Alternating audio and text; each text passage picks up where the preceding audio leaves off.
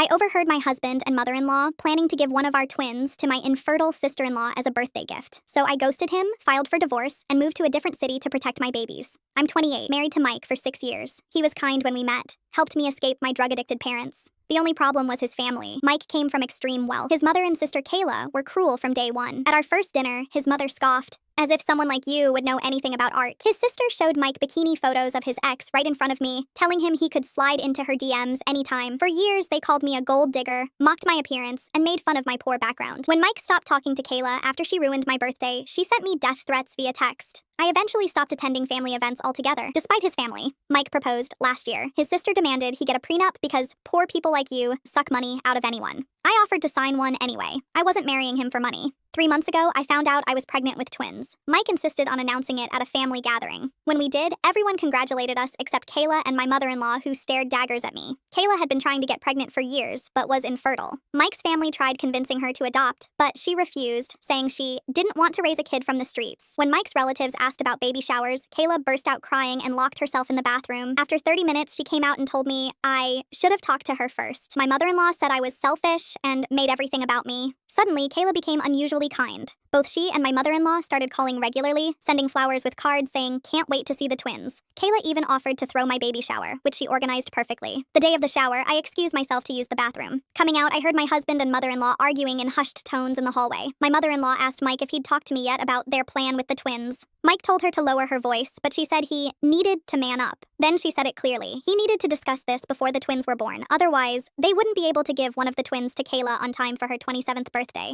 She reminded him he'd already agreed, and she's been looking forward to getting a child for months now. They were planning to give away one of my babies as a birthday gift. I stood frozen as they discussed it like it was normal. Mike kept saying he was working on it, and it wasn't an easy conversation. I waited for them to finish, then walked back to the party, shaking but holding it together. That night was my last in that house. The next day, while Mike was at work, my best friend helped me pack everything. I left without a note. I filed for divorce immediately. Mike sent texts accusing me of betraying him, saying his family was right all along. I didn't explain anything. They'd just gaslight me. During divorce proceedings, Mike found out why I'd left. He tried apologizing, claiming he was pressured by his family and had no choice. His cowardice disappointed me even more. Turns out Mike's father knew about the plan and tried to stop them, but no one listened. The whole family was in on it. My mother-in-law and Kayla showed up at court screaming that I was taking away the twins and being a bad mother for being so selfish. Guards had to restrain them. Their public meltdown helped me get a restraining order. Mike was denied custody. The divorce was finalized with hefty child support, but no alimony. 6 months later, I gave birth to twin boys, Jackson and Vinny. With full custody, I moved to a different city entirely. As long as I lived there, they'd try to reach my children. Mike still tries to reconcile, but I'll never trust him around my babies.